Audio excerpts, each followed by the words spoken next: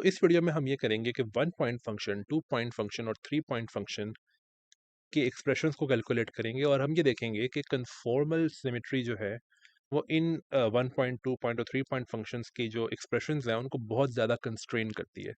जिसका मतलब ये है कि आप सिर्फ कन्फॉर्मल सिमेट्री को यूज़ करके इन 1 पॉइंट, 2 पॉइंट और 3 पॉइंट फंक्शंस के एक्सप्रेशंस को काफ़ी हद तक डिटरमिन कर सकते हो।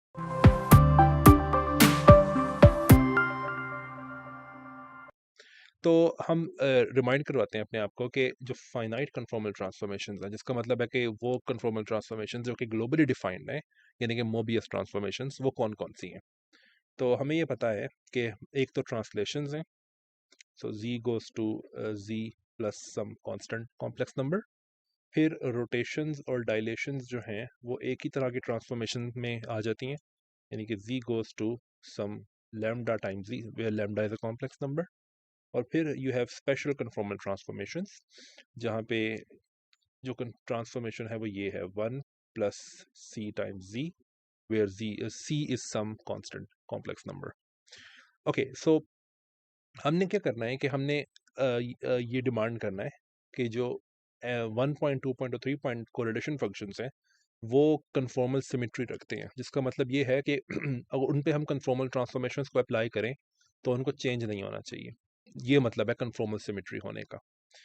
तो जिसका मतलब ये है कि अगर आप 1 point function low for example, तो 1 पॉइंट फंक्शन का मतलब है कि एक फील्ड लो फाई जो z और z बार पे डिपेंड करती है और उसकी वैक्यूम एक्सपेक्टेशन वैल्यू लो। तो 1 पॉइंट फंक्शन से अगर हम स्टार्ट करें तो 1 पॉइंट फंक्शन जो है उस पर अगर हम सिर्फ ट्रांसलेशंस को अप्लाई करें तो ट्रांसलेशंस में हमें पता है कि फाई प्राइम, सो ट्रांसलेशन का मतलब पहले तो ये है कि z goes to z plus A, जिसका मतलब ये है कि z bar goes to z bar plus A bar. तो ट्रांसलेशंस के अंदर ये जो फाई है फील्ड, ये इस तरह से ट्रांसफॉर्म होगी कि this goes to z plus A, z bar plus A bar. तो ट्रांसफॉर्म्ड फील्ड का जो 1 पॉइंट फंक्शन है वो बनता है फाई प्राइम, ठीक है, और ये इक्वल है इसके इक्वल, बट इसको इक्वल होना चाहिए कन्फॉर्मल सिमेट्री की वजह से पुराने 1 पॉइंट फंक्शन के इक्वल। इसका मतलब ये है कि ये जो 1 पॉइंट फंक्शन है इसको सेम होना चाहिए no matter what you have inside z या फिर z प्लस ए। अब z प्लस ए को यूज करके आप किसी भी और पॉइंट पे जा सकते हो। इसका मतलब ये है कि ये जो सॉरी कि ये जो 1 पॉइंट फंक्शन है फाई z एंड z बार, ये जो है ये कांस्टेंट है, ये किसी भी वैल्यू ऑफ z के लिए जो है ये सेम है। तो इसको हम कह लेते हैं g, जो कि डिपेंड करता है z और z बार पे, ठीक है। ये कोई नम फंक्शन है और जो कि z और z बार पे डिपेंड करता है। अभी तक हमने सिर्फ ट्रांसलेशंस को यूज़ किया है, ठीक है। अब हम बात करते हैं रोटेशंस और डायलेशंस की। आई एम सॉरी, मैंने जी और जी बार कर दिया, ये जी है जो कि डिपेंड नहीं करता जी और जी बार पे, सॉरी। तो ये कांस्टेंट है, ठीक है। अच्छा, अब हम अगर रोटेशंस और डायलेशंस को यूज़ करें तो रोटेशंस और डायलेशंस के केस में बल्कि मैं पहले लिख देता हूँ कि रोटेशंस और डायलेशंस कैसी दिखती हैं। So they are like this and z bar goes to become lambda bar z bar। तो हमें ये पता है कि जो ट्रांसफॉर्मेशन लॉ होता है फील्ड्स का, that's something like this।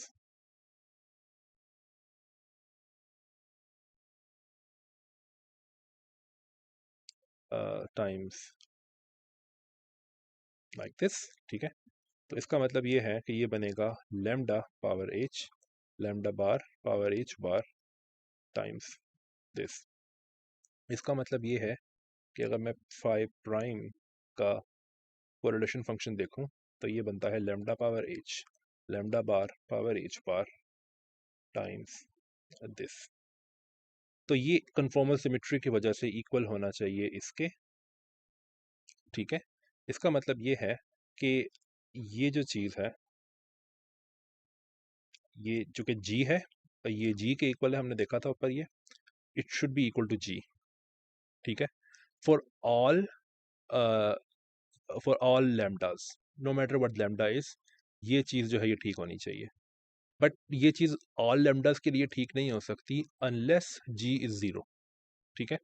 इसका मतलब ये है कि g ज़ीरो होना चाहिए, जिसका ये मतलब है कि g जो कि एक्चुअली इक्वल था इसके,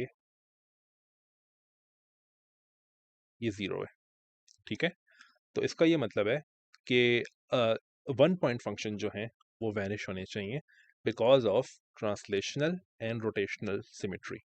ओके, गुड। तो हमने वन पॉइंट फंक्शन को कंप्लीटली डिटरमिन कर लिया कि वो क्या है, दे आर जस्ट 0।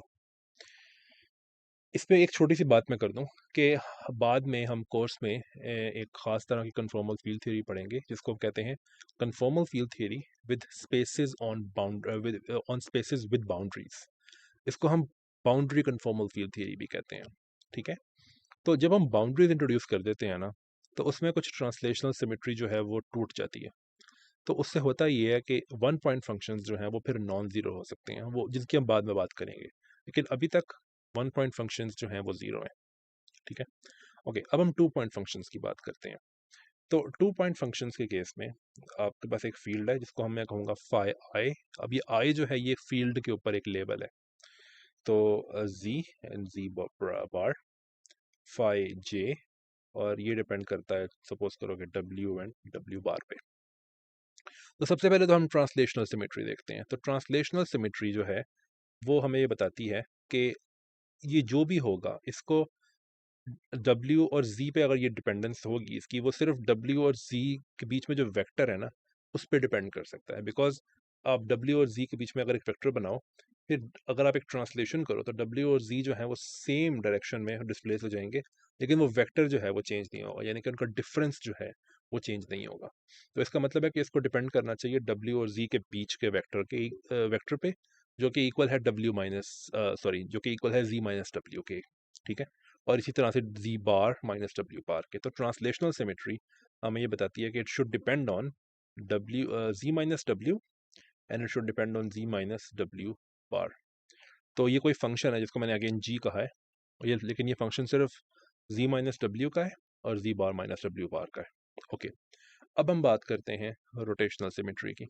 तो रोटेशनल सिमेट्री जो है उसको अगर हम अगेन यूज़ करें तो हमें पता है कि ये चीज़ जो है मैं आई थिंक कुछ स्टेप्स छोड़ूंगा यहाँ पे क्योंकि वे बिल्कुल पहले के स्टेप्स जैसे हैं। तो ये इक्वल है लेमडा पावर एच आई times lambda power H J. तो इसको मैं ऐसे लिखूंगा, lambda prime H I bar plus H J bar times this thing, sorry ये प्राइम नहीं है यहाँ पे,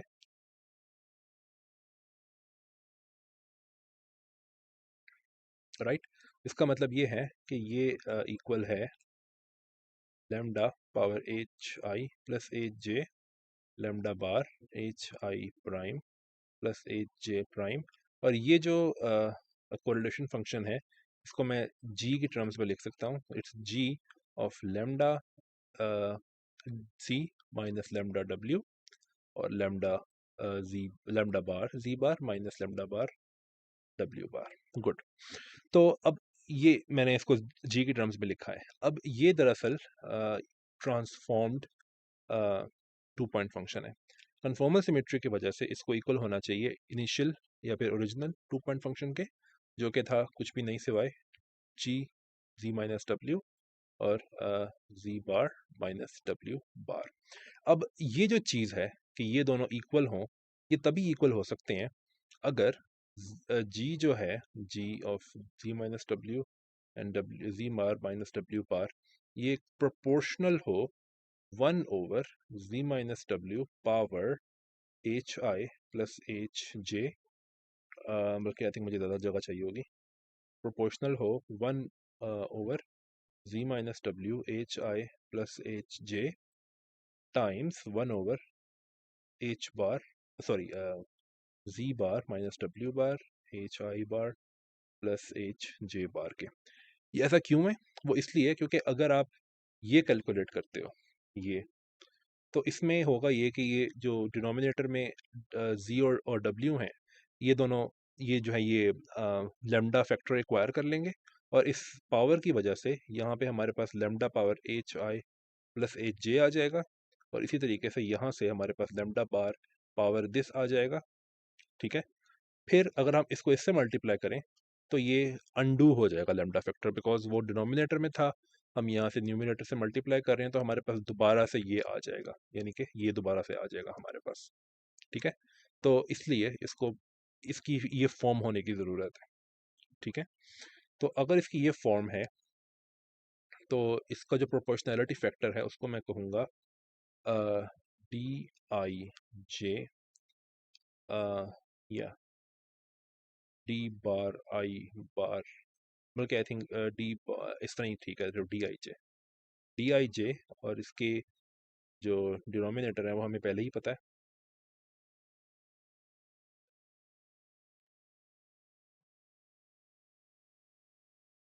बार्स। तो हम देख सकते हैं कि हमने 2 पॉइंट फंक्शन जो है उसको भी कंप्लीटली डिटरमिन कर लिया है। बस एक जो ये कांस्टेंट है ये हमें नहीं पता। ये कांस्टेंट्स जो हैं ये डिपेंड करते हैं फील्ड्स के ऊपर कि फाई आई और फाई जे कौन सी फील्ड्स हैं। अभी तक की कैलकुलेशन में आपने ये देखा होगा कि जो सब कुछ जी और डब्ल्यू के साथ हो रहा है, तकरीबन वैसा भी सब कुछ जी बार और डब्ल्यू बार के साथ हो रहा है। जो एनालिसिस है वो बिल्कुल पैरेलल में चल रहा है। तो अब जो मैं अगली कैलकुलेशन करूँगा उसके एनालिसिस में मैं ये जो बार वाली क्वांटिटीज़ हैं इनको ड्रॉप कर दूंगा, बिकॉज उनका एनालिसिस एग्जैक्टली वैसा ही है जिस तरह ये जो बगैर बार वाली क्वांटिटीज़ हैं उनका है। ठीक है, वो साथ में रहेंगी, साथ में मल्टीप्लाई होती रहेंगी, लेकिन मैं वो करूँगा नहीं। रिजल्ट में मैं हो सकता है लिख दूँ वो, लेकिन मैं पूरे एनालिसिस में साथ ही रखूँगा उसको। ओके, तो अभी तक हमने 2 पॉइंट फंक्शन के लिए ट्रांसलेशंस और रोटेशंस और डायलेशंस को यूज़ किया है, लेकिन अभी तक हमने स्पेशल कन्फॉर्मल ट्रांसफॉर्मेशंस को यूज़ नहीं किया। तो अगर हम उनको भी यूज़ करें तो फिर क्या बनता है? तो अगर हम उनको भी यूज़ करें, अभी तक हमने जो डिटरमिन किया है वो ये है कि फाई आई डब्ल्यू एंड, और मैं आई थिंक वो बार वाली क्वांटिटीज भी नहीं लिखूंगा फील्ड के अंदर, वो भी उसके अंदर आएंगी लेकिन मैं लिखूंगा नहीं। ठीक है, तो सिर्फ, सॉरी यहाँ पे जी आना चाहिए था, सिर्फ जी लिखूंगा। जी बार भी है यहाँ पे लेकिन मैं वो लिखूंगा नहीं। फाई जे डब्ल्यू, तो ये होना चाहिए डी आई जे। एक तरह से आप भी समझ सकते हो कि मैं कायरल फील्ड्स का एनालिसिस कर रहा हूँ, लेकिन जो कायरल फील्ड्स नहीं है उनका भी ऐसा ही एनालिसिस होगा बिल्कुल जिस तरह मैं यहाँ पे कर रहा हूँ। ठीक है, तो z minus W power H आई प्लस एच जे, अभी तक हमने ये डिटरमिन किया है, साथ में एंटी कायरल पार्ट भी आएगा, वो मैं नहीं लिख रहा। अच्छा, अभी तक हमने स्पेशल कन्फॉर्मल ट्रांसफॉर्मेशंस को यूज़ नहीं किया, तो अब हम अगर उसको भी यूज़ करें तो मैं रिमाइंड करवाता हूँ कि तो वो कैसे होती हैं।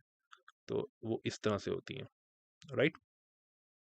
तो उसमें जो ट्रांसफॉर्म्ड फील्ड है, सपोज करो ये वाली, ये बनती है इसका डेरिवेटिव। अब इसका डेरिवेटिव लेने की ज़रूरत है, partial over partial g, g over this thing, और फिर इसकी पावर में इसकी कन्फॉर्मल वेट आएगा, और फिर फाई आई, और फिर ट्रांसफॉर्म्ड जी आएगा यहाँ पे, जो कि काफ़ी अजीब सा है, जो कि ये है। ठीक है, तो इसका डेरिवेटिव पहले कैलकुलेट करते हैं। तो ये डेरिवेटिव जो है वो है जी, आई एम सॉरी, ये डेरिवेटिव जो है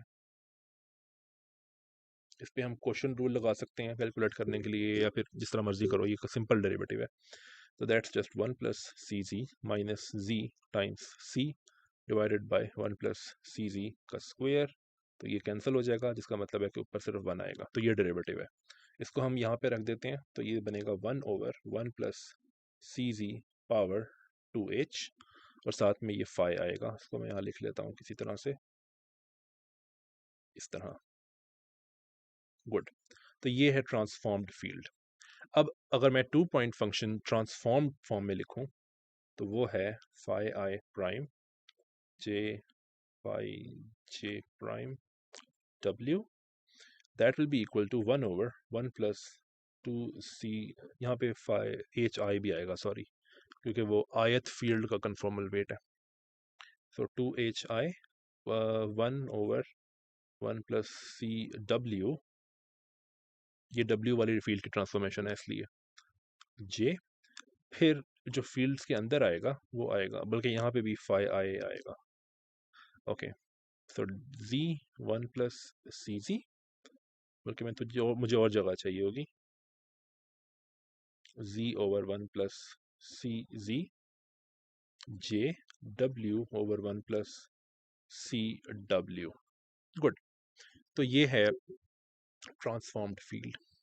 ओके, अब हम ये काम कर सकते हैं कि हमें ये पता है कि ये इक्वल होना चाहिए है अनट्रांसफॉर्म्ड 2 पॉइंट फंक्शन के, जो कि है ये, सॉरी, इस चीज़ के इक्वल होना चाहिए इसको, ठीक है। लेकिन अब हम ये कर सकते हैं कि ये जो सारे का सारा ये जो बड़ा 2 पॉइंट फंक्शन है, इसको कैलकुलेट कर सकते हैं, बिकॉज हमने ऊपर इसकी फॉर्म जो है वो काफ़ी हद तक डिटर्मिन कर ली थी। तो ये सारी जो लेफ्ट हैंड साइड है, ये क्या बनेगी वो मैं अब नीचे लिखने लगा हूँ। तो ये बनेगी ब्लैक में 1 plus C G two H I, sorry, 1 plus C W power 2 H J. Okay, so अब ये जो 2 पॉइंट फंक्शन है, इसकी हमने फॉर्म देखी थी, it was D I J divided bye, यहाँ पे जो भी आएगा, जो कि पहले v था, माइनस जो यहाँ पे है सारे का सारा, जो कि पहले w था लेकिन अब ये सारे का सारा है, और फिर इसकी पावर थी एच आई प्लस एच जे। तो z over 1 plus C G minus W power 1 plus सी डब्ल्यू, और फिर सारे की पावर है एच आई प्लस एच जे, ठीक है। तो हमें ये सारा कैलकुलेट करने की ज़रूरत है, जो ये डिनोमिनेटर में है ना, तो इसको हम रेड में कैलकुलेट कर लेते हैं नीचे। तो ये बनेगा इस तरह से 1 प्लस सी डब्ल्यू, तो ये बनता है C plus C G W minus W C G divided by 1 plus C G times 1 plus C W, लेकिन ये कैंसिल हो जाएगा, जिसका मतलब है कि ऊपर सिर्फ z माइनस डब्ल्यू रहेगा। तो ये हम लिख लेते हैं। तो ये कुछ इस तरह बन रहा है कि z minus W divided by 1 plus C G और फिर 1 प्लस सी डब्ल्यू, इस सारे की पावर ये थी, तो ये हम पावर भी डाल लेते हैं यहाँ पे, H I plus H j, और यहाँ पे भी यही पावर आएगी, H I plus H J, H I plus H J. तो ये जो कि डिनोमिनेटर का एक डिनोमिनेटर है, तो वो न्यूमिनेटर में जा सकता है। तो इसको हम ऊपर अगर डाल दें, तो मैं इसको यहाँ लिख लेता हूँ, एच आई प्लस एच जे और 1 प्लस सी डब्ल्यू H I plus H J, तो ये डिनोमिनेटर से ख़त्म हो जाएगा फिर। Okay good. अब आप ये देखो कि यहाँ पे ये एच आई प्लस एच जे और ये नीचे भी सेम चीज़ है, तो मैं पावर्स माइनस हो जाएंगी, तो ये इस तरह बनेगा और ये ख़त्म हो जाएगा नीचे से। सेम चीज़ यहाँ पे है, और यहाँ पे आई थिंक, सॉरी, यहाँ पे H J minus H I आएगा, सॉरी, यस, और यहाँ पे H I minus H J आएगा। गुड। तो ये हमने कैलकुलेट किया है, जो कि ये लेफ्ट हैंड साइड होनी चाहिए थी। इसका मतलब ये है कि अब हमारी इक्वेशन ये है कि ये चीज़ जो है, जो अनट्रांसफॉर्म्ड वो है 2 पॉइंट फंक्शन, उसको इस सब के इक्वल होना चाहिए। बट अब ये देखो कि ये क्या है, ये तो अनट्रांसफॉर्म्ड 2 पॉइंट फंक्शन ही है, राइट। तो इसका मतलब है कि मैं इसकी जगह सिर्फ ये लिख सकता हूँ, राइट। इसका मतलब है कि ये चीज़ जो है, इसको इसके इक्वल होना चाहिए, जो कि वो है ये, बल्कि इसके साथ ये मल्टीप्लाई भी हो रहा है। तो ये मल्टीप्लाई जो हो रहा है इसके साथ, उसको 1 होना चाहिए, तभी ये इक्वेशन सेटिस्फाई हो सकती है, राइट। बिकॉज ये और ये सेम है, तो इसका मतलब है कि जो इसके साथ मल्टीप्लाई हो रहा है ये सब कुछ, इसको 1 होना चाहिए।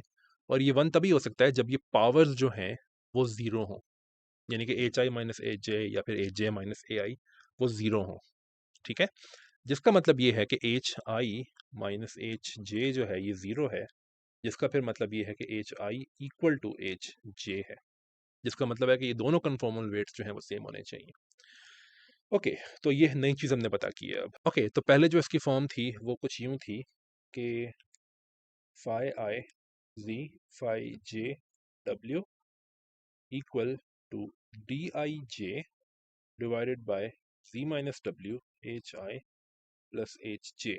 बट अब हमने ये भी पता किया है कि ये दोनों जो हैं कन्फॉर्मल वेट्स ये सेम होने चाहिए, वरना 2 पॉइंट फंक्शन जो है वो कन्फॉर्मली इनवेरिएंट नहीं है, जिसका मतलब है कि ये सिर्फ तभी नॉन ज़ीरो हो सकता है अगर ये कन्फॉर्मल वेट्स जो हैं वो क्या कहते हैं, ये इक्वल हों एक दूसरे के, राइट। अदरवाइज ये ज़ीरो होगा, बिकॉज इस सब को इस आइडेंटिटी को सेटिस्फाई करने के दो तरीके हैं। एक तरीका तो ये है कि ये वेट्स जो हैं ये ज़ीरो हो जाएं, ये सॉरी ये एक्सपोनेंट्स ज़ीरो हो जाएं जो पावर्स आ रही हैं। अगर ये पावर ज़ीरो नहीं है तो फिर दूसरा तरीका ये है कि ये जो 2 पॉइंट फंक्शन है ये वैनिश कर जाए। इसके अलावा कोई तरीका नहीं है सेटिस्फाई करने का इसको। तो अगर ये ज़ीरो हैं तो अगर ये दोनों सेम है तो फिर ये एच आई प्लस एच जे को मैं 2 एच आई लिख सकता हूँ, और यहाँ पे एक क्रोने का डेल्टा आ जाएगा जो कि ये कहेगा कि एच आई और एच जे जो है ये इक्वल है। और ये बहुत ही इंपॉर्टेंट रिजल्ट है कन्फॉर्मल फील्ड थ्योरी के अंदर कि कोई भी दो फील्ड्स जो हैं उनका 2 पॉइंट फंक्शन वैनिश हो जाएगा अगर उनके कन्फॉर्मल वेट्स जो हैं वो सेम नहीं है। अगर वो सेम है तो हो सकता है कि वो वैनिश ना करे, लेकिन ये हो सकता है कि वो तब भी वैनिश कर जाए। क्यों? क्योंकि हो सकता है कि डी आई जे जो है वो 0 हो जाए, क्या पता, राइट?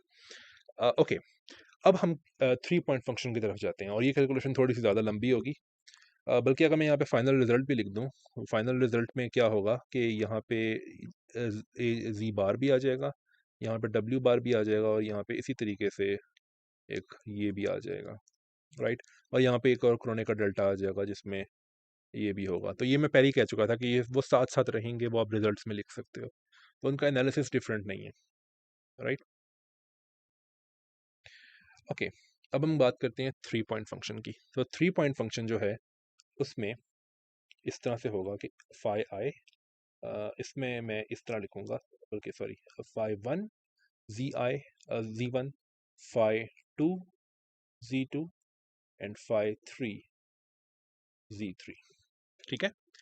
अब अगेन अगर मैं ट्रांसलेशनल सिमेट्री यूज करूं तो अगेन ये चीज जो है सिर्फ दो, ये जो z1 z2 और z3 हैं इनमें से कोई दो कॉम्प्लेक्स नंबर्स चूज करके उनके बीच के वेक्टर्स के ऊपर डिपेंड कर सकती है, और किसी कॉम्बिनेशन पे डिपेंड नहीं करेगी ये। उनके वेक्टर्स पे क्यों डिपेंड कर सकती है? ये बिल्कुल सेम रीजनिंग है जो मैंने पहले दी थी कि अगर आप ट्रांसलेशन करो तो वो वेक्टर जो है वो चेंज नहीं होगा, बिकॉज उसका एंड पॉइंट और उसका जो स्टार्ट पॉइंट है दोनों सेम अमाउंट से डिस्प्लेस करेंगे और सेम डायरेक्शन में डिस्प्लेस करेंगे। तो जिसका मतलब ये है कि वो वेक्टर जो है वो चेंज नहीं होगा। मेरे पास यहाँ पे 3 डिफरेंट वेक्टर्स हो सकते हैं। एक है z1 माइनस z2, इसको हम लिखेंगे z12, जिसका मतलब है z1 माइनस z2। और इसी तरीके से अगर मैं दो और लिखूं तो एक है z12, एक है z23 और एक है z31। तो इन तीन चीज़ों पे डिपेंड कर सकता है सिर्फ ये। ठीक है, तो इसको मैं कह देता हूँ g that depends on z12, z23 and z31। किसी और चीज़ पर डिपेंड नहीं कर सकता। अब हम अगेन रोटेशंस एंड डायलेशंस यूज़ करते हैं बिल्कुल पहले की तरह। तो मैं अब स्टेप थोड़े से कट शॉर्ट करूंगा बिकॉज बिल्कुल पहले जैसे कैलकुलेशन है इसकी। तो phi one prime z1, phi two prime z2 and phi three prime z3, ये इक्वल है phi one, sorry, lambda h1, lambda h2 and lambda h3। ये तीनों फील्ड्स की अलग अलग ट्रांसफॉर्मेशन से आएगा, लेकिन मैं इसको एक लेमडा के पावर के तौर पे लिख सकता हूँ इस तरीके से, and equal to phi one lambda times h1, phi two lambda times h2 and phi three lambda times h3।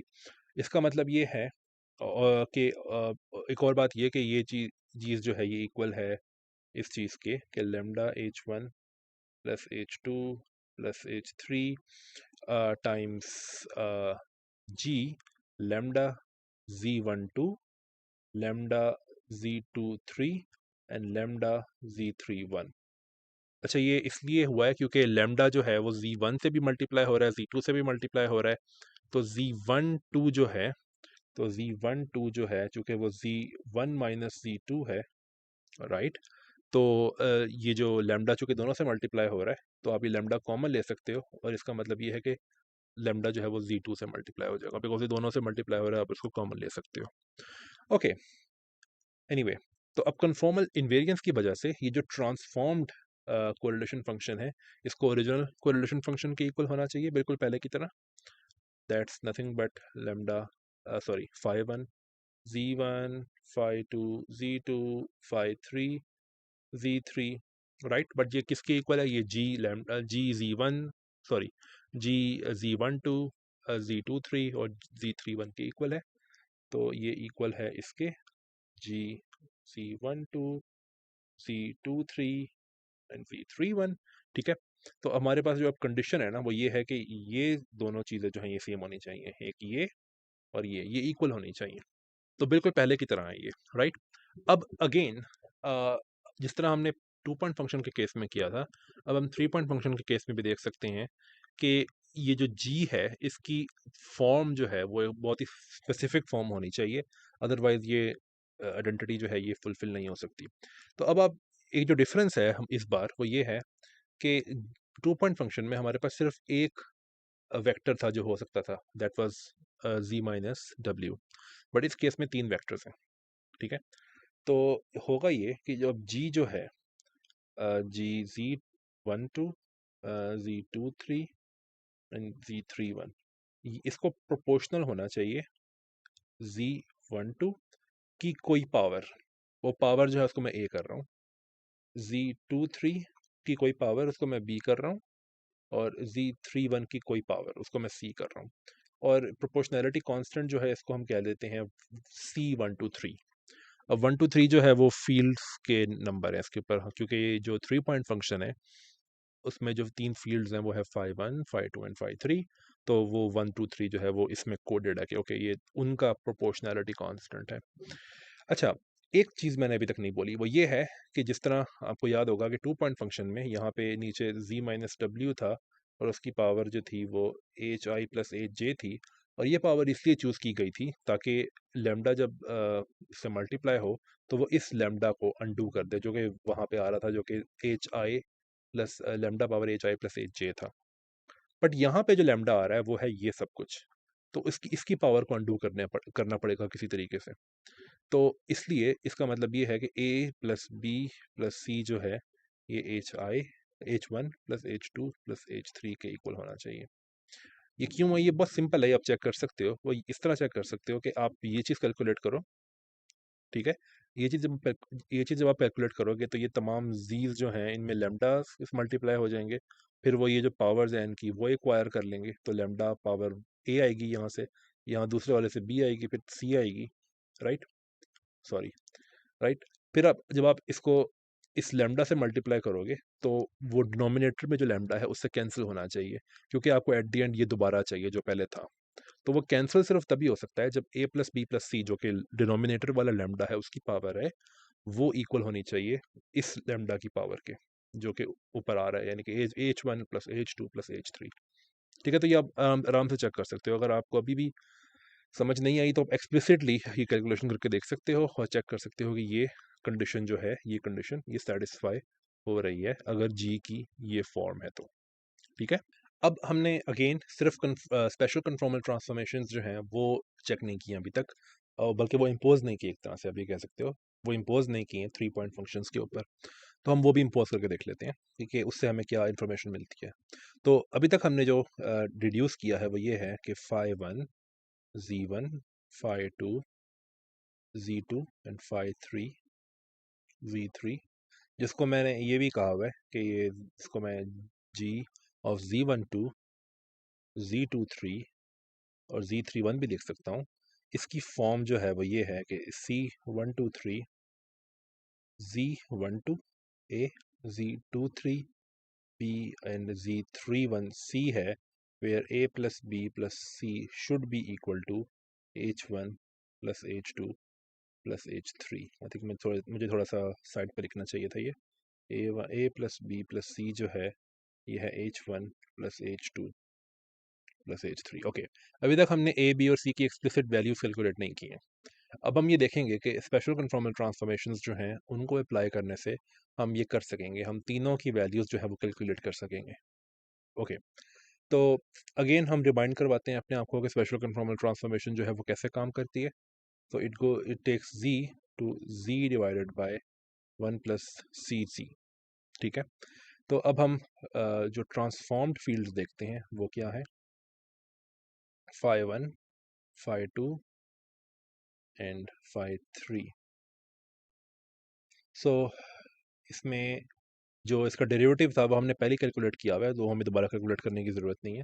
हमने वो कैलकुलेट किया था, इट वाज 1 प्लस सी जी 1 आएगा पहले में पावर 2, लेकिन अब चूंकि इसमें उसके डेरिवेटिव पे वो भी पावर आनी चाहिए कन्फॉर्मल वेट की, बिल्कुल पहले जैसी कैलकुलेशन है ये, तो यहाँ पे 2h1 आ जाएगा। इसी तरीके से जब आप दूसरी फील्ड की ट्रांसफॉर्मेशन करोगे तो आपके पास ये आ जाएगा, फिर तीसरी फील्ड की ट्रांसफॉर्मेशन जब करोगे तो ये आ जाएगा 2h3, और फिर साथ में जो कोरिलेशन फंक्शन के अंदर फील्ड्स आएंगी दे विल बी अच्छा, अब उसके अंदर जो जी होंगे वो ट्रांसफॉर्म्ड जीज होंगे।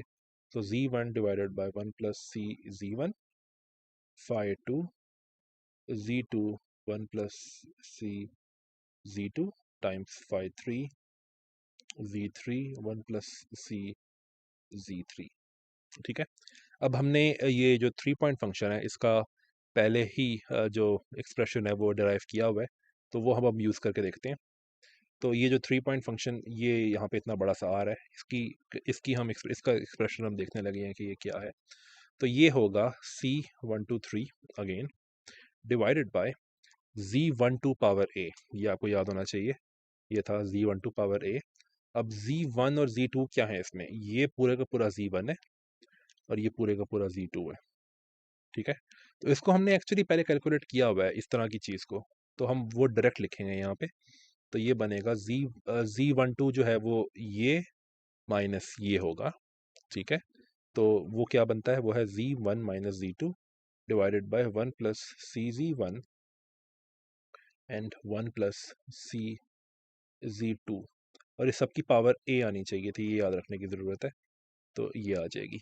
ये मैंने कैसे लिखा है एक्सप्रेशन, वो इसलिए लिख दिया है मैंने क्योंकि जब हम 2 पॉइंट फंक्शंस कैलकुलेट कर रहे थे तो वहाँ पे भी हमने ऐसी ही कैलकुलेशन एक की थी। आई थिंक मैंने वो मिटा दी है शायद। हाँ, वहाँ पे हमने दिस माइनस दिस किया था और हमने देखा था कि उसका एक्सप्रेशन जो है वो क्या आता है। बिल्कुल सेम कैलकुलेशन है, ये आप कर सकते हो। ओके। फिर हम जब हम Z23 करेंगे तो दिस माइनस दिस, तो सेम एक्सप्रेशन आएगा। तो Z2 माइनस Z3 और उसकी पावर जो है वो B है। तो you will get 1 plus CZ2 power B and 1 plus CZ3 power B। Good. और साथ में एक और भी चीज़ आएगी डिनोमिनेटर में, लेकिन वो जो कि जगह ख़त्म हो रही है तो मैं नीचे लिखूंगा उसको। वो है Z31।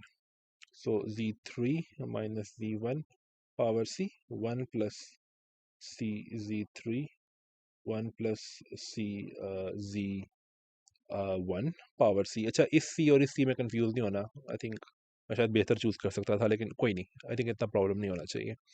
तो इसको अगर आप सिंप्लीफाई करो तो ये इसमें ये, बल्कि एक मिनट रुको, इसमें ये Z12 बन जाएगा, Z12 पावर A। तो इसको मैं सिंपली यूँ लिख देता हूँ कि this is just Z12 power A। ये जो है ये Z23 पावर B बन जाएगा, Z23 पावर B। तो इसको मैं हटा के 1 लिख देता हूँ सिर्फ यहाँ पे। और ये जो है ये Z31 पावर C बन जाएगा, तो Z31 पावर C बन जाएगा। इसको भी मैं हटा के यहाँ पे 1 लिख देता हूँ। अब अगेन ये डिनोमिनेटर के डिनोमिनेटर में ये चीज़ें जो आ रही हैं ये सब कुछ, तो ये न्यूमिनेटर में चली जाएंगी। और ये चूँकि हम ये कैलकुलेट कर रहे थे सारे का सारा, ये हम कैलकुलेट कर चुके हैं नीचे, तो ये मैं सारा मिटा देता हूँ। और चूँकि ये सारी चीज़ें जो हैं ये न्यूमिनेटर में जानी है, तो ये न्यूमिनेटर्स हमारे पास ये पड़े हुए हैं ना, ये 1 सारे के सारे, इनकी जगह हम ये सब कुछ रखेंगे। तो अगर आप ये देखो 1 प्लस CZ1 ये यहाँ पे भी है, यहाँ पे, और ये यहाँ पे भी है। तो इसकी टोटल पावर जो है वो A प्लस C आ रही है। तो इसको मैं इसके ऊपर रखता हूँ जो कि अगेन 1 प्लस CZ1 है। तो it's 1 plus CZ1 power A plus C। Okay, तो ये ख़त्म हो जाएगा यहाँ से और ये ख़त्म हो जाएगा। इसी तरीके से 1 प्लस CZ2 यहाँ पे है और यहाँ पे है, तो इसकी टोटल पावर जो है वो A प्लस B है। और इसको मैं जाके न्यूमिनेटर में यहाँ पे रखूँगा, 1 plus CZ2 power A plus B। Good. तो ये ख़त्म हो गया और ये ख़त्म हो गया। 1 प्लस CZ3 जो है वो यहाँ पे है और यहाँ पे इसकी टोटल पावर जो है वो B प्लस C है। तो ये भी ख़त्म हो जाएगा, ये भी ख़त्म हो जाएगा सारा। और इसको मैं जाके रखूँगा यहाँ पे जो कि 1 प्लस CZ3 है power A plus I think B थी, right? Yes, sorry, B plus C थी, I think B plus C। Yes, right. अब जो ये बच गया है यहाँ पे, that's nothing but the original correlation function. ठीक है। तो इसकी जगह मैं लिख देता हूँ simply phi1 z1, phi2 z2 and phi3 z3। तो इसको भी मिटा देते हैं। अब देखते हैं कंडीशन क्या बनी है। तो ये कंडीशन है इस लाइन से नीचे नीचे कि दिस जो कि ट्रांसफॉर्म्ड कोरिलेशन फंक्शन है, it should be all this जो कि राइट हैंड साइड पे है। बट ट्रांसफॉर्म्ड कोरिलेशन फंक्शन जो है वो इक्वल होना चाहिए अनट्रांसफॉर्म्ड कोरिलेशन फंक्शन के, यानी कि इसके phi2 CZ2 and phi3 CZ3। तो इसका मतलब ये है कि इसको भी भूल जाओ, ये जो स्टार्ट में है, बस कंडीशन सिर्फ इतनी सी है कि इस लाइन के नीचे नीचे देखो, सिर्फ ये जो अब मैंने लाइन बनाई है, कि ये जो सारी लेफ्ट हैंड साइड है इसको राइट हैंड साइड के इक्वल होना चाहिए। अब अगेन आप देख सकते हो कि यहाँ पे ये कोरिलेशन फंक्शन और ये कोरिलेशन फंक्शन सेम है, जिसका मतलब ये है कि ये बाकी सब कुछ जो यहाँ पे मल्टीप्लाई हो रहा है ये 1 होना चाहिए। ठीक है, और फिर अगर आप गौर से देखो तो ये जो पहली चीज़ है, ये 1+CZ1 की टोटल पावर जो है वो ये देती है, मैं इसको ब्लैक में लिखूंगा नीचे।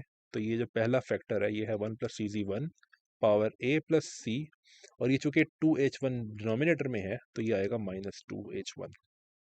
इसी तरीके से सेकंड वाला जो है वो बनेगा 1+CZ2 power A+B -2H2 and 1+CZ3 B+C -2H3। तो ये सब कुछ 1 होना चाहिए। अब ये 1 कैसे होगा? अगर ये तमाम पावर्स जो हैं ये 0 हो जाए, जिसका मतलब ये है कि A+C जो है ये -2H1 इक्वल्स 0, जिसका मतलब ये है कि A+C इज एक्चुअली 2H1। इसी तरीके से ये जो है ये कहेगा कि A+B इक्वल्स 2H2, इसका मतलब है कि B+C इज 2H3। तो आपको ये 3 इक्वेशन सॉल्व करनी है, साइमल्टेनियस इक्वेशंस, और आपको क्या कहते हैं A+B जो है, A, B और C जो हैं उनकी वैल्यूज मिल जाएंगी। तो ये साइमल्टेनियस इक्वेशन सॉल्व करना जो है ये तो हाई स्कूल का काम है, राइट? ये आप कर सकते हो and you will get this thing कि A is H1 plus H2 minus H3, B जो है ये है -H1 plus H2 plus H3, and C जो है ये है H1 minus H2 plus H3। तो अब आप देखो कि हमने A, B और C तीनों की वैल्यूज कैलकुलेट कर ली हैं, जिसका मतलब है कि हम 2 पॉइंट फंक्शन को टोटली बता सकते हैं कि वो क्या है।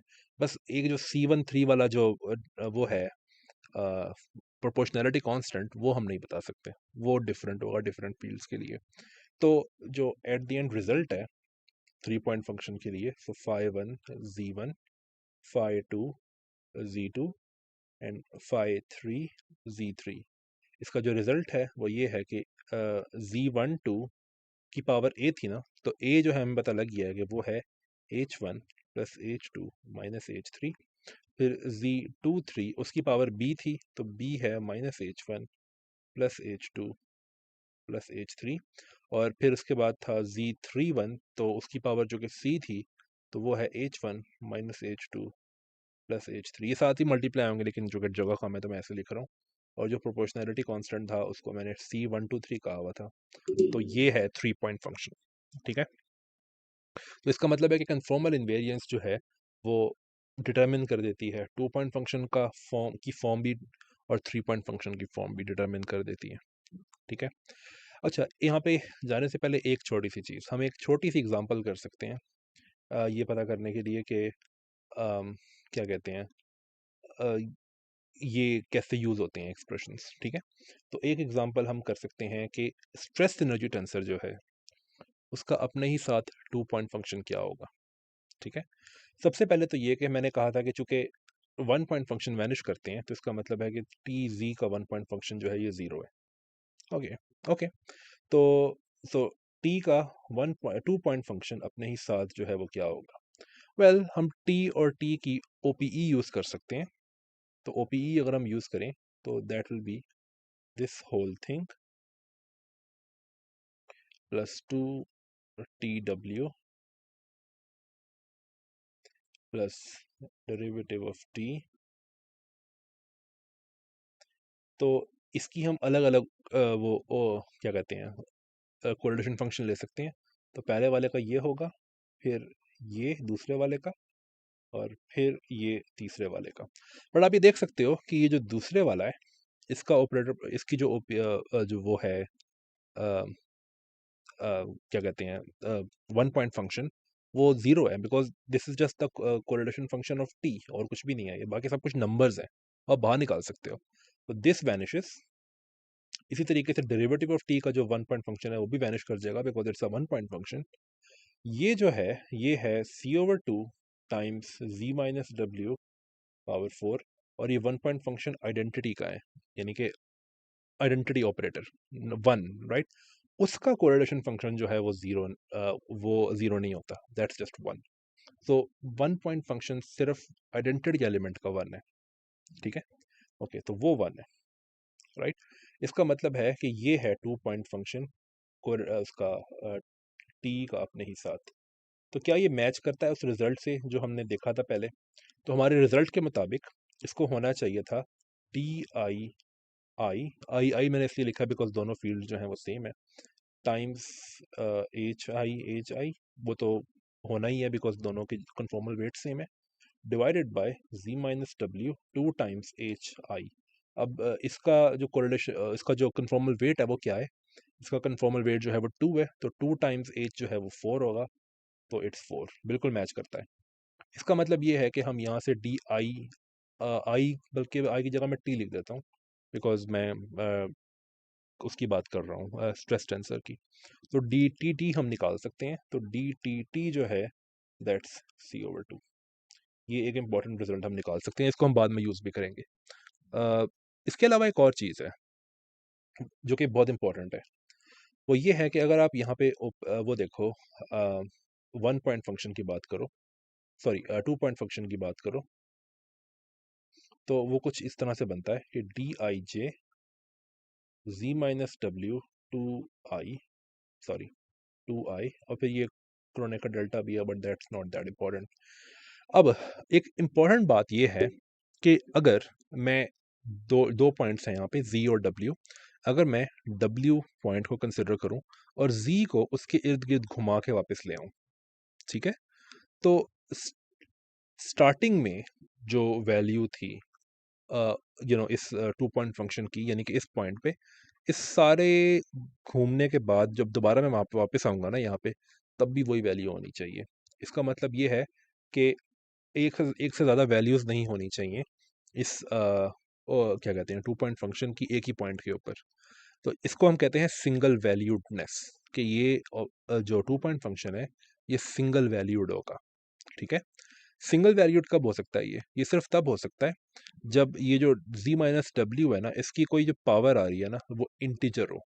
अगर इंटीजर पावर ना आए तो फिर हमें, ये आपने कॉम्प्लेक्स एनालिसिस हम श्योर पढ़ा होगा, इसके लिए कन्फर्मर फील्ड थ्योरी के लिए पढ़ा होना चाहिए, लेकिन अगर नहीं पढ़ा हुआ तो आपको मैं ये कहूँगा कि आप ना, there is something called branch points. So branch points के बारे में जाके पढ़ो कि ब्रांच पॉइंट्स क्या होते हैं।